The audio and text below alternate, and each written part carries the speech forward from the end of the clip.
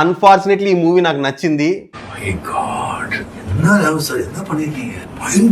పిచ్చేంట్రా నీకు అని అనిపించచ్చు. పిచ్చి బాగా ముదిరిపోయిందిరా మీకు. మైండ్ గేమ్ లో చితికిపోయి అన్నా ఉండాలి, లేదా మైండ్ గేమ్ లో ఆరితేరిపోయి అన్నా ఉండాలి.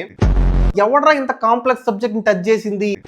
Being a woman, she allowed to have a dialogue in her movie. Estrogens కే అంత ఉంటే టెస్టోస్టెరాన్ ఇంకెంత ఉండాలి? Yo guys, welcome to Bombay Talkies. ఈ రోజు మనం డిస్కస్ చేయబోయే మూవీ తెలుసు కదా. ఈ తెలుసు కదా movie world wide break even 23 కోట్లు. సో 23 కోట్ల కంటే ఎక్కువ కలెక్షన్ వచ్చినట్లయితే ఈ సినిమా హిట్ అని అర్థం. మరి ఈ రోజు డిస్కస్ చేద్దాం ఈ సినిమా ఏ రేంజ్ లో ఇంప్రెస్ చేసిందో ఆడియన్స్ ని. ఫస్ట్ ఆఫ్ ఆల్, ఈ movie it's not everyone's cup of tea. ఈ సినిమా అందరికి నచ్చదు, చాలా కొంతమంది ఆడియన్స్ కి మాత్రమే నచ్చుతుంది. గొప్ప దొరలు ఈ సినిమా గురించి చాలా మాట్లాడాలి. మేబీ కొన్ని అర్థం అవ్వచ్చు, కొన్ని అర్థం కాకపోవచ్చు. ముందుగా ఫస్ట్ హాఫ్ లో హీరో మాటికి స్లో మోషన్ లో ఇంట్లోంచి బయటికి వెళ్తుంటాడు, భయంకరమైన బ్యాక్గ్రౌండ్ స్కోర్ వచ్చేస్తుంటది. మళ్ళీ స్లో మోషన్ లో ఇంట్లోకి వస్తుంటాడు, భయంకరమైన బ్యాక్గ్రౌండ్ స్కోర్ వచ్చేస్తుంది. మధ్యలో ఏదో హీరోయిన్ తో మాట్లాడి ఏదో ఒక పాయింట్ రివీల్ చేసి వస్తుంటాడు. మనకు అదేం పెద్ద ఇంపాక్ట్ ఇవ్వదు. ఏదో ఒక మంచి యాక్షన్ సీక్వెన్స్ లోనో సినిమాలో ఒక పెద్ద ట్విస్ట్ రివీల్ చేసినప్పుడు రావాల్సిన బ్యాక్గ్రౌండ్ స్కోర్ మాటికి హీరో నడుస్తున్న ప్రతిసారి వస్తుంటది. అసలు ఏం జరుగుతుందో ఇక్కడ, ఎందుకు చేస్తున్నారా ఇదంతా అని ఒక పిచ్ లో ఉంటాం. ఆ కన్ఫ్యూజన్ లోనే ఫస్ట్ హాఫ్ అయిపోతుంది, ఇంకా సెకండ్ హాఫ్ వస్తుంది. ఈ సినిమా 80% కంప్లీట్ అయినప్పటికీ చాలా మందికి ఏం జరుగుతుందని అర్థం కాదు. కొంతమందికి ఒక 90% దగ్గర అర్థం అవుతుంది, కొంతమందికి సినిమా అయిపోయాక ఇంటికి వెళ్లే దారిలో అర్థం అవుతుంది. ఎందుకంటే ఈ సినిమాని కానీ హీరో ఐడియాలజీని కానీ అర్థం చేసుకోవాలంటే ఎన్నో సార్లు మైండ్ గేమ్ లో చితికిపోయి అన్నా ఉండాలి, లేదా మైండ్ గేమ్ లో ఆరితేరిపోయి అన్నా ఉండాలి. అంటే ఇది ఏ టైప్ ఆఫ్ కథ అంటే, ఒక ఎమోషనల్ స్టేట్ లో ఉన్న పర్సన్ ని సైకలాజికల్ గా డీల్ చేసి మనకు కావాల్సినట్టు మలుచుకోవడం. ఆ సైకలాజికల్ స్టేట్ ని కానీ ఆ ఎమోషనల్ స్టేట్స్ కానీ ఒక డైలాగ్స్ లో చెప్పడం అనేది చాలా కష్టమైన విషయం. కానీ ఇక్కడ హీరో ఐడియాలజీని మంచి డైలాగ్స్ తో చెప్పడానికి ట్రై చేశారు. అవంతా చూసిన తర్వాత ఎవడ్రా ఇంత కాంప్లెక్స్ సబ్జెక్ట్ ని టచ్ చేసింది, ఇంత కాంప్లెక్స్ వర్డ్స్ ని అంత నీట్ గా ప్రెజెంట్ చేసింది అని చెప్పి నేను డైరెక్ట్ ఎవరైనా వెతికాను. I was surprised. It's a female. Being a woman, she allowed to have a dialogue in her movie. Estrogens కే అంత ఉంటే టెస్టోస్టెరాన్ ఇంకెంత ఉండాలి? మామూలుగా అహం ఒప్పుకోదు ఆ డైలాగ్ ని అలౌ చేయాలంటే మూవీలో. And oestrogen may appear weak, but it is very intelligent and complex. I'm not only talking about the hormone, I'm talking about the people who carries that hormone. ఈ సినిమాలో హీరో కొన్ని points దగ్గర కొన్ని facts reveal చేస్తా పోతాడు. అవి ఎందుకు చేస్తున్నాడు, దానివల్ల ఏ ఇంపాక్ట్ ఉంటుంది అనే విషయాల్ని క్లారిఫికేషన్ ఇవ్వడు. దాని అర్థం అది నీకు నువ్వే అర్థం చేసుకోవాలి ఎందుకు ఆ పని చేశాడు అని. ఇలాంటి టైప్ ఆఫ్ మూవీస్ ఉపేంద్ర తీసేవాడు ఇంతకు ముందు. ఆయన ఏదో ఒక పని చేస్తుంటాడు మూవీలో, ఆ పని ఎందుకు చేశాడు అన్న క్లారిఫికేషన్ ఇవ్వడు.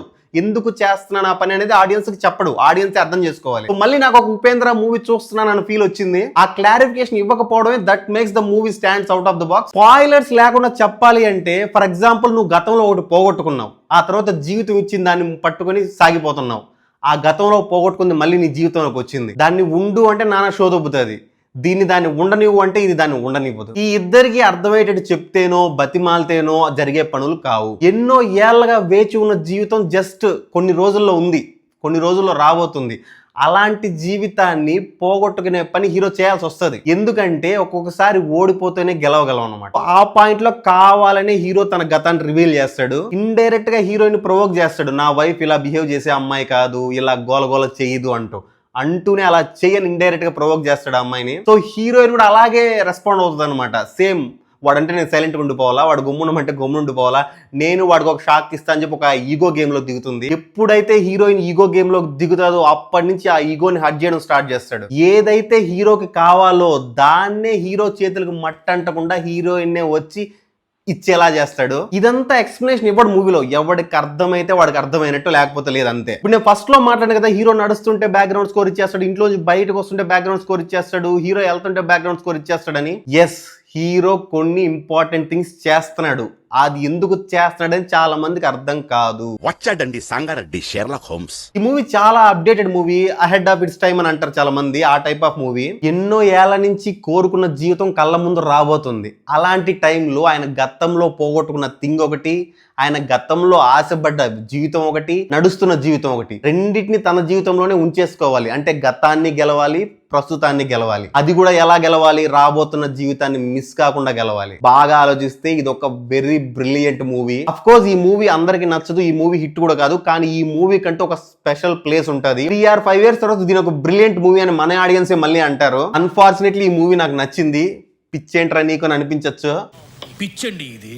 కానీ మూవీ అంటే నాకు ఒకటికే నచ్చడం కాదు, చాలా మంది ఆడియన్స్ కి నచ్చాలి, చాలా మంది ఆడియన్స్ కి అర్థం అవ్వాలి. ఆ ప్రాస్పెక్ట్ లో ఈ సినిమా ఫెయిల్ అయిందనే చెప్పొచ్చు. నేను ఇప్పుడు ఇచ్చిన రివ్యూ కూడా చాలా మందికి అర్థమై ఉండొచ్చు, అర్థం కాకపోయి ఉండొచ్చు. ఫైనల్ గా ఈ మూవీకి బాంబే టాక్స్ ఇస్తున్న రేటింగ్ 2.75 out of 5. వచ్చే మూవీ రివ్యూతో మళ్ళీ కలుసుకుందాం. Until then bye by.